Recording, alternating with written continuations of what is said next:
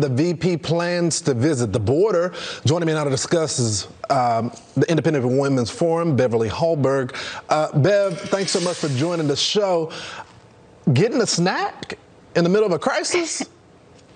Yeah, look, I like a snack just like everybody else, but the reality is when you have the vice president who, wherever she goes, of course, the media are going to follow her, and she's supposed to be focused on major issues, COVID being one of them. It does matter what she does. And so for this vice president who also visited a border state this past week, she went to her home state of California and didn't once make the trip to the border when she is in charge of diplomatic efforts with migration. It basically says to not only Americans, but the rest of the world that we have an open border and anybody who wants to come in can, and therefore it further incentivizes parents to send their children here and compounds the humanitarian crisis we have on the border. What she does matters, and the fact that we haven't had the VP or even the president on the border shows that they're not taking this very seriously. Yeah, let's throw up this map of where she's been. She's been in New Haven, Washington, D.C., Brentwood, California, Oakland, Chicago. I mean, she's having a good old time. I mean, I love to travel like anybody else, but shouldn't she be going to some of the border states, talking with the people that are being impacted by this?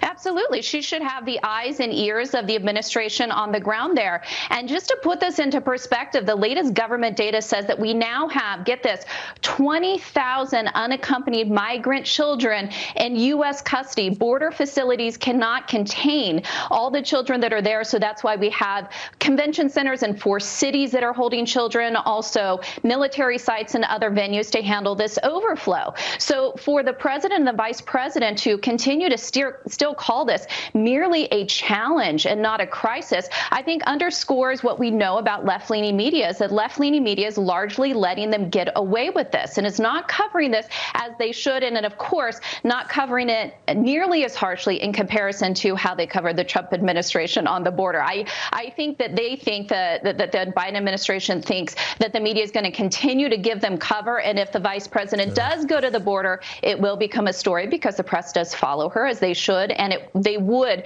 then interview her and do a story on it. So I think they're trying to avoid it altogether. Yeah, they're big fans. I want to get your reaction toward this tweet from her office, if we could throw that up on the screen. She's at her desk in D.C.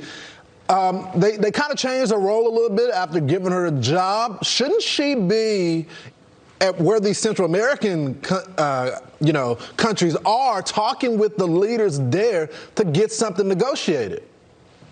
Yeah, you had the head of Department of Homeland Security going down and meeting with some of the leaders of some of the countries down there. But Vice President Harris did not go down. She has had a phone call with President of Mexico, President of Guatemala, but has not done a face-to-face. And again, she is the one who's been tasked with this diplomatic effort to figure out the root of the cause. That's what they keep calling it. The cover they're giving her is saying that she doesn't need to go to the border because she's not focused on the border. Yeah. She's focused on the root problem, but yet they're not getting to the root problem. We do know what works. It's some of the policies under the Trump administration, yet they continue to push against utilizing any of those. Bev, you can't do this over a Zoom call.